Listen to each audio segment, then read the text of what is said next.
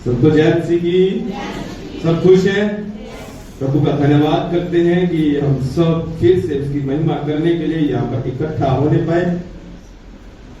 बहुत ही महान और दयालु और करुणा निधान परमेश्वर है। उसकी करुणा कभी ना टलने वाली है। आमीन। वो हमारे धर्म के कामों पे डिपेंड नहीं है, उसकी दया हमारे अच्छे कामों पे डिपेंड नहीं है कि आप कहें कि हमने ये कर दिया। आप किसी भी बात में परमेश्वर को खरीद नहीं सकते।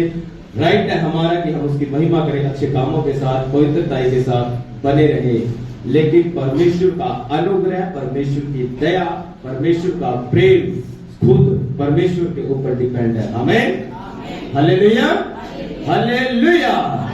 मूसा को परमेश्वर ने कहा मैं जो हूं सो हूं। हालेलुया। मतलब मैं जो हूं, मैं किसको दिखाता है? कहते नहीं कि इसके अंदर मैं आ गई,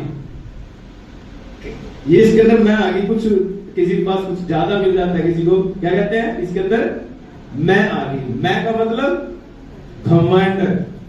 परमेश्वर घमंड है। मैं जो हूं सो हूं। मैं क्या? मुझसे ऊपर कुछ भी नहीं है। आमीन। और परमेश्वर के अलावा अगर कोई ये बोले कि मैं हूं और घमंड करे तो परमेश्वर की नजरों में पाप है। क्यों? मैं कब बोली जाती है कि मैं कुछ हूं? कब बोली जाती है कि मैं कुछ हूं? लेकिन परमेश्वर से ऊपर कुछ नहीं है। अगर आप अंदर मैं है तो क्या परमेश्वर की नजरों में आप तुच्छ हैं, आप पाप करते हैं। क्योंकि मैं सिर्फ परमेश्वर के अंदर है। अगर तू मैं बोल रहा है तो तेरे सिर पे तेरा बाप बैठा है, तेरे से ऊपर कोई है। आमीन। मैं वही बोल सकता है जिससे ऊपर कोई ना हो, और वो सिर्फ परमेश्वर है। आमीन। मैं जो हूं सो हूं। आमीन। परमेश्वर की दया, उसकी करुणा, उसका प्रेम, उसका अनुग्रह, सब बातें परमेश्वर के ऊपर डिपेंड है। आमीन। तो आज मैं परमेश्वर के वचन से बहुत ही अच्छी बातें पवित्र आत्मा ने मुझे सिखाई। मैं कंटिन्यू कल से इस बात के ऊपर मन करता जा रहा हूँ कि पवित्र आत्मा और मुझे सिखाए। और सिखाते सिखाते मैं इन बातों को एंजॉय कर रहा था कि क्या महान परमेश्वर है जिसने हमें किसी भी बातों में और किसी भी धार्मिकता में हमें नहीं बांधा हुआ है कि झूठी धार्मिकता में। एक सच्ची धार्मिकता परमेश्वर की है जो प्रभु यीशु है। हमारी धार्मिकता क्या है? प्रभु यीशु। आमीन। धार्मिकता यीशु का मतलब जैसा यीशु करता था वैसे आपने करना है। अपने यीशु को चेक करना है, यीशु का लाइफस्टाइल कैसा था, प्रभु यीशु ने ऐसे ऐसे काम किए, आपने सेम उनको कॉपी पेस्ट अपने अंदर करना है। हालेलुया। कोई भी काम करने से पहले आपने क्या चेक करना है? क्या यीशु ने ऐसा किया? अगर मेरी जगह पे यीशु होता तो क्या यीशु ऐसा करता? अगर आप ऐसे लाइफस्टाइल अपना चलेंगे तो परमेश्वर आपको आत्मिक उन्नति भी देगा, हर जबरदस्त तरीके के साथ आपको बढ़ाएगा, क्योंकि उसने आपको सर बनाया और हमेशा सर बना के रखना चाहता है। हालेलुया। आज मैं बात करूंगा टोटली परमेश्वर के मंदिर के ऊपर। परमेश्वर का मंदिर कौन है? परमेश्वर का मंदिर हम मनुष्य। फर्स्ट ऑफ ऑल परमेश्वर ने पूरी सृष्टि की रचना की, लास्ट में उसने आदम को बनाया। ओके। आदम के साथ परमेश्वर का अच्छा कनेक्शन था। पाप करने से पहले परमेश्वर आता था, डायरेक्ट उसके साथ बातचीत करता था। लेकिन शैतान ने क्या किया? ग्राउंड तैयार किया, हवा को फंसाया, हवा को बहकाया फल खाने के लिए। फिर हवा आदम के पास आई, आदम ने हवा की बात मान ली और उन्होंने पाप कर दिया, और वो जो अच्छी बाउंडिंग उनकी परमेश्वर के साथ थी वो क्या हुई? टूट गई। एक एक बात आपने पकड़ लिया, बहुत ही अच्छी बातें हैं, ये शिक्षा है, मिस मत करना। ये बातें मिलती नहीं है, टोटली वचन से बात होगी। तो क्या हुआ? आदम से क्या हुआ? पाप हुआ, और उसने वो समानता थी वो क्या हुई? खो दी। आफ्टर दैट क्या हुआ? परमेश्वर ने प्लान किया अपने पुत्र को बलिदान करने के लिए। किस लिए? हमारे लिए। क्यों? आदम से परमेश्वर प्यार करता था, मनुष्य से परमेश्वर प्यार करता है। इसलिए उसने उस समानता को वापस लेने के लिए अपने पुत्र को बलिदान करना अवश्य था, क्योंकि आदम के अंदर पाप आ गया था। और बाइबल कहती है बिना लहू बहाए पापों की क्षमा नहीं है। और इब्रानियों में लिखा है कि बछड़ों और बकरों के लहू से पाप खत्म हो जाए, ये अनहोना है। और कहता है उसने एक ही बार अपने बलिदान के द्वारा पापों को क्या किया, दूर कर दिया। पापों को दूर करने का मतलब हमारी जो समानता जो आदम ने खो दी थी, फिर उस यीशु मसीह के लहू के द्वारा हमारे अंदर आती है। मतलब हम अब क्या है, परमेश्वर का मंदिर। आमीन। परमेश्वर का मंदिर पहले बाहर था, परमेश्वर आता था, उसका आत्मा और चला जाता था। लेकिन अब आप पवित्र आत्मा का परमानेंट रेजिडेंस है इस पृथ्वी के ऊपर। आमीन। हालेलुया। पवित्र आत्मा मनुष्य के अंदर रहता है। आप परमेश्वर का क्या है, मंदिर।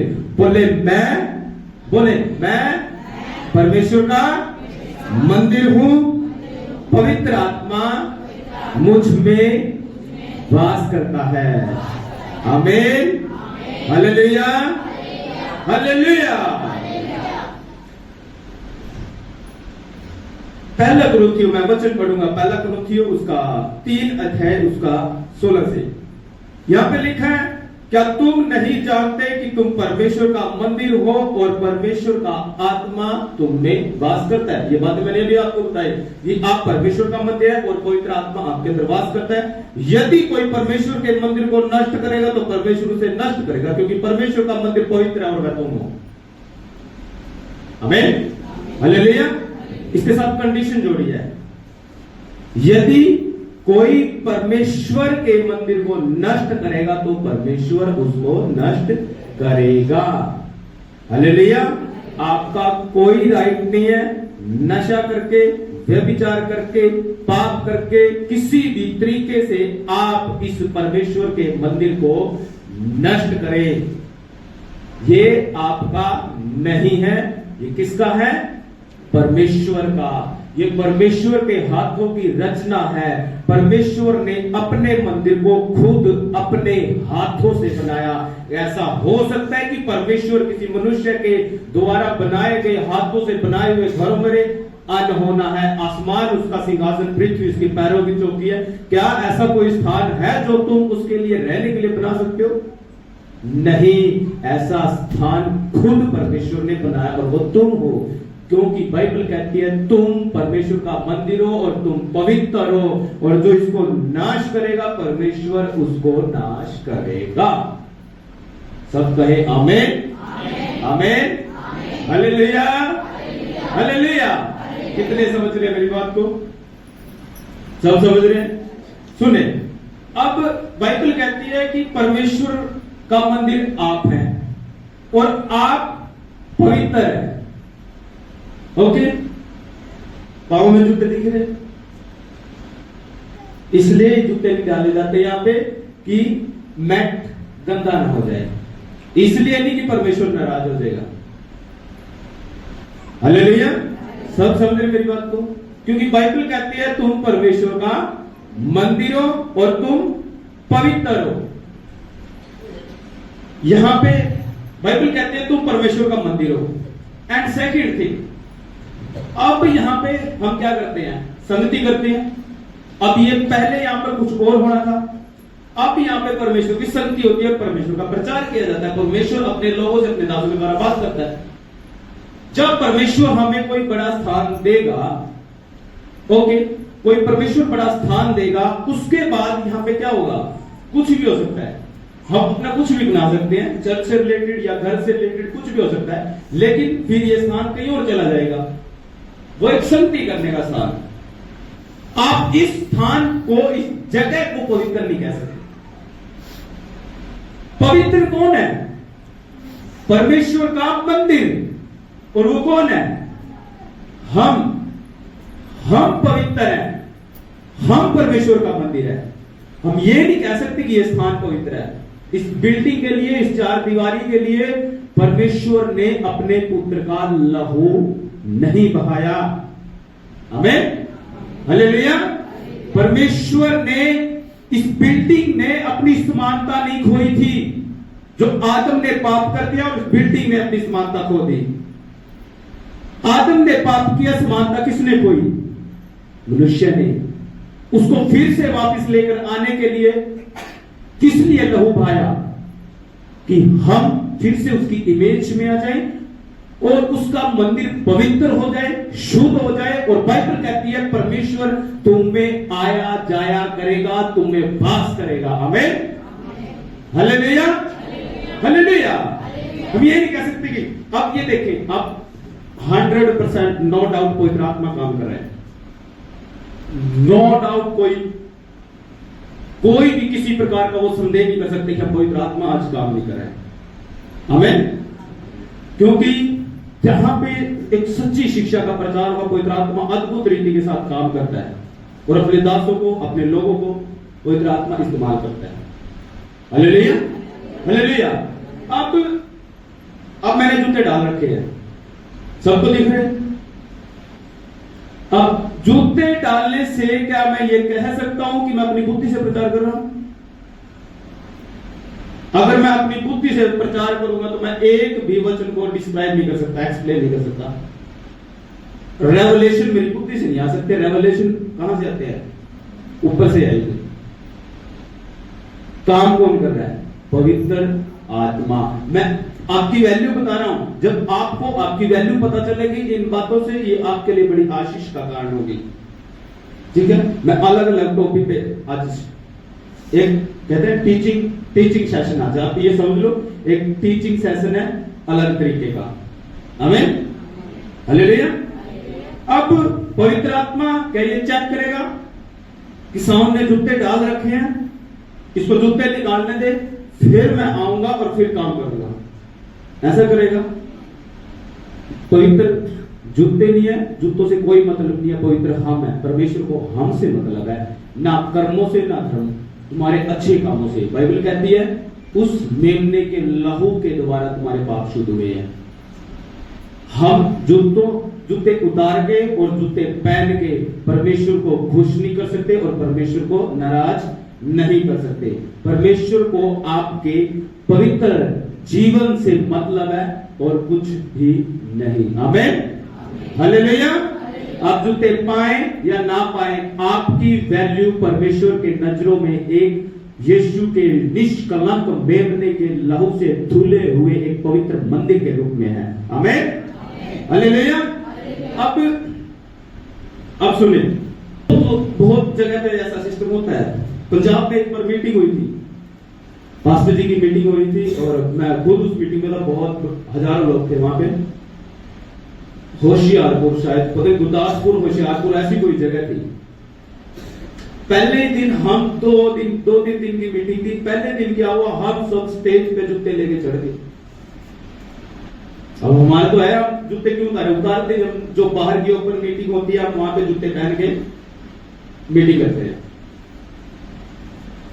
जब मीटिंग खत्म करके आए और खाना खाने लगे तो पास्टर आ गए भाई हमारे पास। तो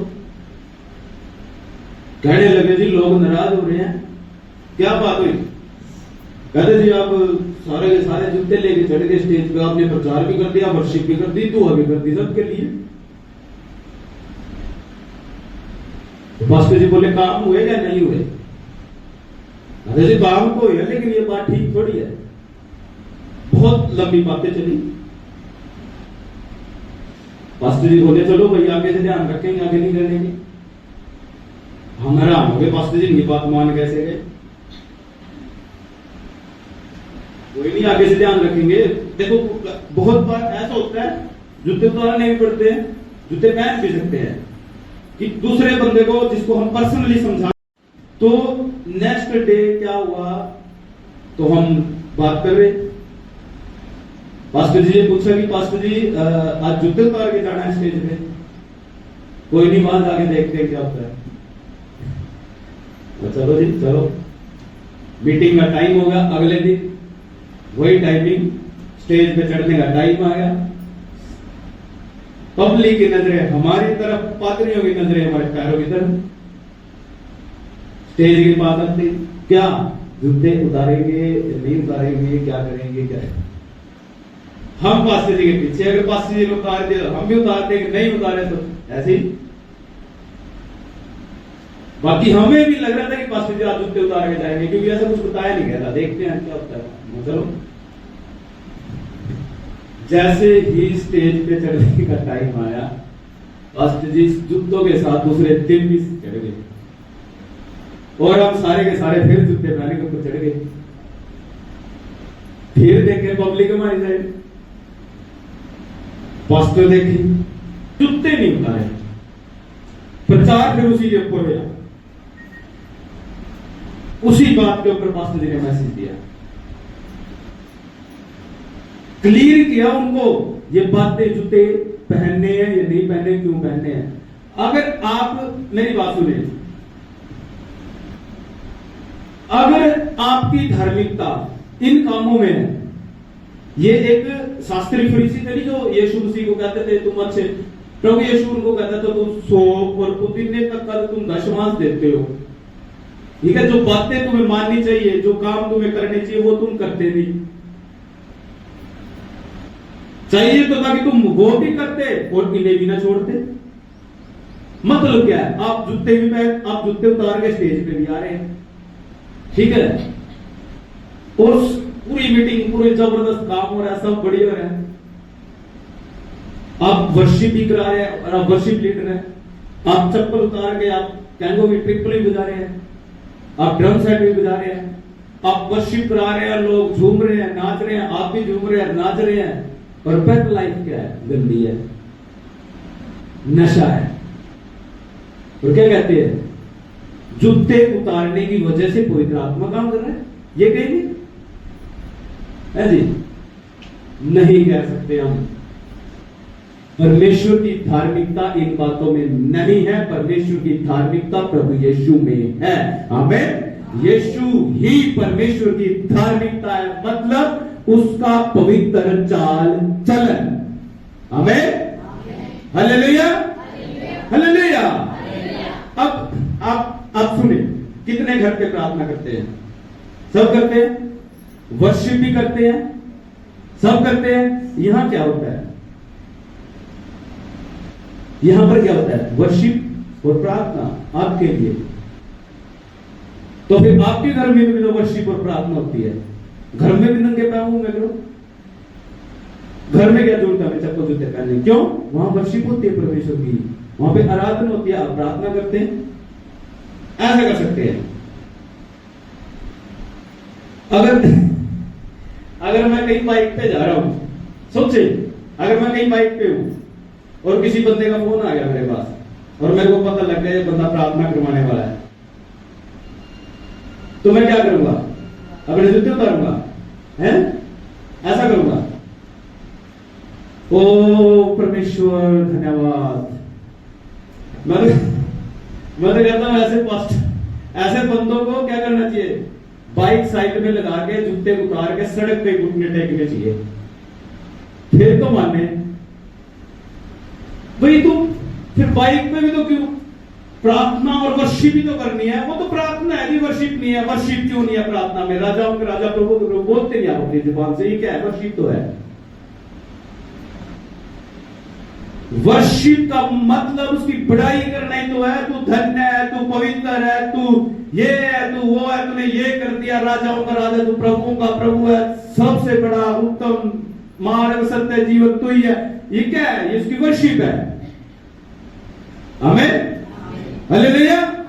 ये उसकी वर्शिप है। आप जुबान से उसकी वर्शिप करते हैं। हम ऐसा नहीं कर सकते कि अगर आपके पास साइड कर सकते हैं, आप ऐसा नहीं कर सकते, आप ऐसा नहीं कर सकते कि आपके पास फोन आए और मैं एकदम मेरे से जूते उतारने पड़े। आप घर पे हैं, आप अपने घर में प्रार्थना करते हैं, आप अपने घर में वर्शिप करते हैं, आपको नंगे पांव घूमना चाहिए। आपको क्यों पता, क्यों आप क्यों करेंगे? क्यों? आपको विश्वास ब्लड के ऊपर नहीं है, आपको विश्वास इन जूतों के ऊपर है। अब फिर जुराब क्यों लेके चढ़ रहे हो? जुराब भी तो जूतों के साथ टच में है नहीं है? क्या नहीं है? तो परमेश्वर नाराज होगा? नहीं, कभी भी नहीं। परमेश्वर की धार्मिकता इन बातों में नहीं है। परमेश्वर की धार्मिकता प्रभु यीशु है, जैसा वो चलता था वैसा तुम भी चलो। आमीन, हालेलुया। समझ रहे हैं सभी जन? बोले मैं परमेश्वर का मंदिर हूं और मैं पवित्र हूं, मैं लहू से धोया हुआ हूं। आमीन, हालेलुया। कोई कपड़े या कुछ भी ऐसी चीज परमेश्वर आपको बाउंड नहीं करता, ये पहनो, काला पहनो, चिट्टा पहनो, पीला पहनो, ये हो जाएगा, ये हो जाएगा, ऐसा कुछ नहीं है। परमेश्वर आपसे पवित्र लाइफ चाहता है, पाप ना करो, बाकी सब भला है। आमीन, हालेलुया। किसको पता प्रभु यीशु मसीह ने 4 दिन के मरे हुए लाजर को जिंदा किया था? 4 दिन का लाजर मरा हुआ कब्र में था, तो क्या किया था प्रभु यीशु मसीह ने? उसकी बहनें उसको बुलाकर लेकर आई, कब्र के बाहर आया, धन्यवाद मेरे परमेश्वर, तूने मेरी प्रार्थना को सुन लिया। पहले जूते उतारे प्रभु यीशु मसीह ने। लहू बहने वाली स्त्री ने प्रभु यीशु मसीह से टच कर दिया, उसने उसके अंदर से चंगाई को खींच लिया विश्वास ने, वो चंगी होगी बाइबल कहती है। तो क्या भीड़ में प्रभु यीशु मसीह नंगे पांव चल रहे थे? है जी, नंगे पांव थे क्या? आप नहीं कह सकते। उसके पांव में जूतियां और चप्पल अवश्य होंगी। हालेलुया। अब पतरस और यूहन्ना का स्टार्टिंग में जो पहला चमत्कार उनके द्वारा प्रेरितों के काम में दिखाया गया, वो क्या? प्रेरितों के काम में लिखा 3 में। और लोग एक जन्म के लंगड़े को ला रहे थे, जिसको वे प्रतिदिन मंदिर के उस द्वार पर जो सुंदर कहलाता बैठा देते थे, वह मंदिर में जाने वालों से भीख मांगे। जब उसने पतरस और यूहन्ना को मंदिर में जाते देखा तो उनसे भीख मांगी। पतरस ने यूहन्ना के साथ उसकी ओर ध्यान से देखकर कहा, वो बंदा पतरस और यूहन्ना से क्या करने लगा? भीख मांगने लगा। अब पतरस और यूहन्ना ने उसको बोला, हमारी ओर देख। नेक्स्ट, अतः वह उनसे पानी की आशा रखते हुए उनकी ओर ताकने लगा। उसको क्या लगा? ये मुझे कुछ देंगे, और वो उनकी तरफ देखने लगा। तब पतरस ने कहा, चांदी और सोना तो मेरे पास नहीं, परंतु जो मेरे पास है वह तुझे देता हूं। यहां पे हरकत होने वाली है। पतरस क्या बोला? चांदी और सोना तो मेरे पास है नहीं है, जो है मैं तुझे वो देता हूं। ये बात कहने से पहले उसने जूते उतार के फेंक दिए पतरस ने, है जी। बहुत तगड़ी हरकत होने वाली है। बोल दिया सोना चांदी हमारे पास नहीं है, जो है वो तुझे देते हैं। क्या? यीशु के नाम से उठ और चल फिर। आमीन, हालेलुया। काम किसने किया? पवित्र आत्मा ने, और पवित्र आत्मा उनके अंदर वास कर रहा था, रहता था हमेशा, जैसे आपके अंदर है। आमीन, हालेलुया। और बाइबल आगे कहती है वो उछलने लगा और परमेश्वर की महिमा करने लगा, कूदता फिरा, उसके टखनों में बल आ गया। परमेश्वर आपको, अगर आप परमेश्वर को किसी भी तरीके से अगर आप खुश कर सकते हैं तो वो एक ही है, पवित्रता ही। ये परमेश्वर का बहुत ही बड़ा गुण है, फर्स्ट होलीनेस। आमीन। इसी के साथ प्रेम, इसी में आपका आनंद, इसी में आपकी दया और करुणा, सब कुछ इसमें भरा हुआ है परमेश्वर का। अगर आप उसके डर भय में चलेंगे, जो डर भय में चलेगा वो पाप से दूर रहेगा, और जो पाप से दूर रहेगा वो पवित्रता में चलेगा। आमीन, हालेलुया, हालेलुया। आत्मा के फल उसके अंदर पाए जाएंगे, परमेश्वर का प्रेम उसके अंदर पाया जाएगा, परमेश्वर का आनंद, खुशी उसके अंदर पाया जाएगा, और नम्रता, दीनता, विश्वास, सब कुछ इसी बात में पाया जाएगा। आमीन, हालेलुया। यदि कोई विश्वास करता है तो उसके प्रेम में बना रहता है, और जो उसे प्रेम करता है उसकी आज्ञाओं में बना रहेगा। हालेलुया। अगर आप कहते हैं हम परमेश्वर से प्रेम करते हैं, उसमें उसकी आज्ञाओं पे नहीं चलते, बाइबल कहते हैं तुम झूठे हो, तुम में सत्य है ही नहीं। परमेश्वर की धार्मिकता अगर आपने ढूंढ लिया तो परमेश्वर की धार्मिकता परमेश्वर में ढूंढे। कुलमन ने अद्भुत रीति के साथ काम किया। पहले ही जो आज जिन्होंने टॉप अपने टाइम का एक टॉप हिलर रहा बंदा, उसको खड़ा किया, कैथरीन कुलमन। और मैंने उसके प्रचार अगर मैसेज भी सुने, वो कपड़े भी यहां तक पहनती थी स्टेज पे, यहां तक कपड़े होते थे, सिर पे चुन्नी लेने की तो बात बहुत दूर की बात है, कपड़े यहां तक होते थे। मतलब वो अपने समाज के हिसाब से थे। ये हमारा समाज है, हम थोड़ा हमें देखो थोड़ा दिमाग बुद्धि से भी चलना पड़ता है, लेकिन कुछ चीजें हैं, जूते और चप्पल और कपड़ा लेने, इनमें नहीं हमें उलझना है। हमें सिर्फ एक समाज के हिसाब से क्या चलना है कि कपड़े कैसे, स्टाइल, आपका लाइफ स्टाइल कैसा होना चाहिए, आपका बोल चाल कैसा होना चाहिए, कैसे लोग। अब जूते चप्पल बहुत सी जगह ऐसी होती है हमें नहीं ले पाते, क्यों? उनको पर्सनली बैठ के हमारे पास अगर समझाने का टाइम नहीं है तो हम बिना चप्पल जूतों में चढ़ जाएंगे। क्यों? हम इनको नहीं समझा सकते, इतना टाइम नहीं है हमारे पास। हालेलुया। वो क्या करती थी? बिना चप्पल जूतों के प्रार्थना करती थी। और कहते हैं पवित्र आत्मा की प्रेजेंस उनके साथ ऐसी होती थी, ऐसी लेडीज वो पवित्र आत्मा से भरी हुई थी, अगर किसी के पास से भी निकलेगी ना और बोल दिया जेम्स की, तो बोलने का स्टाइल ऐसा था, लोगों की लाइफ चेंज हो जाती थी, लोग पवित्र आत्मा से भर जाते थे।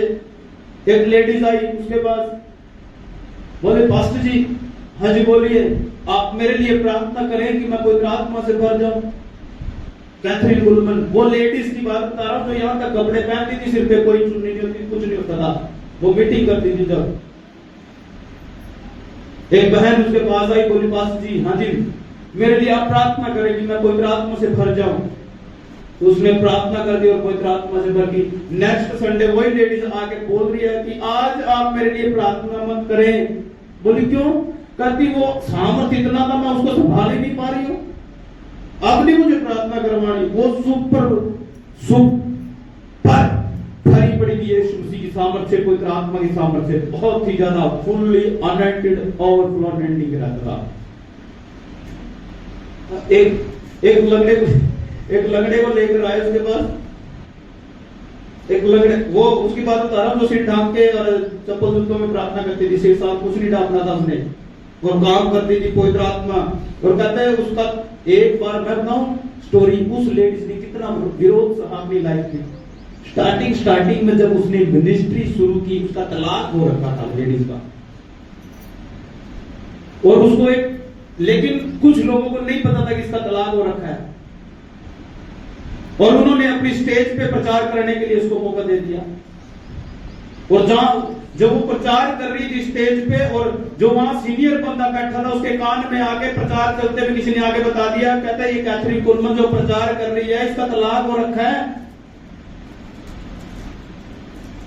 और उनको लगा कि ये गलत तरीके के साथ पास्टर को ये शैतान की दूत है। समझ रहे सब, सबका ध्यान यही है। और उस पास्टर ने क्या किया, उसी टाइम उसके हाथ में से माइक छीन लिया।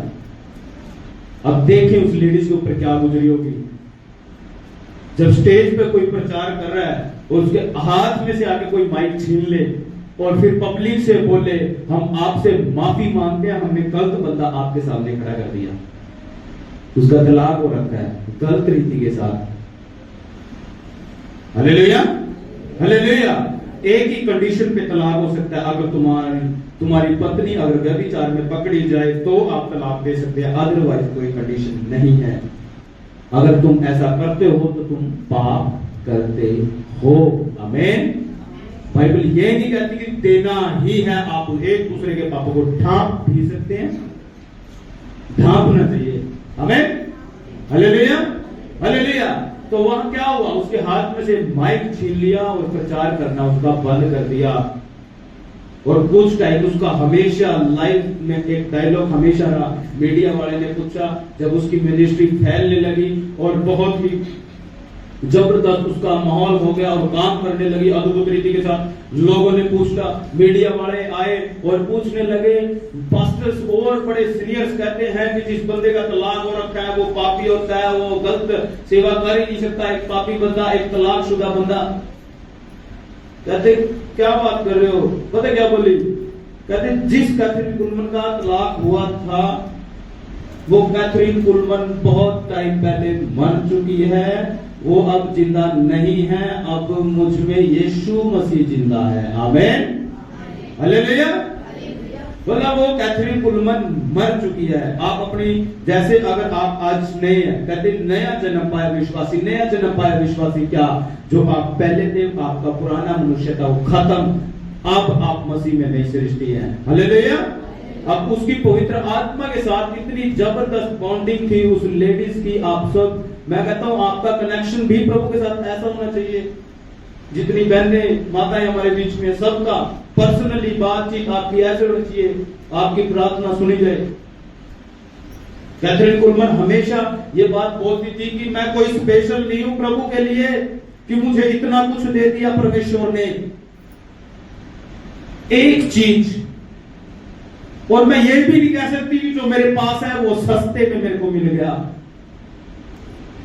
इसके लिए कीमत चुकाई गई है, आपको कीमत चुकानी है। और वो कीमत क्या है? वो कीमत है समय, बलिदान, परमेश्वर के लिए स्टैंड लेना। हमें हालेलुया, हालेलुया। और उसका कनेक्शन ऐसा था, मैं बताता हूं। एक बंदे को, एक लंगड़े को उसके सामने जब लेकर आए, और जब उसको लेकर आ रहे थे तो उसके सामने खड़ा कर दिया चलती मीटिंग में, और बोलने लगे पास्टर जी, सिस्टर जी, प्रार्थना करना इस बच्चे के लिए, इसके लिए, ये चल नहीं पा रहा है, ये लंगड़ा है जन्म से।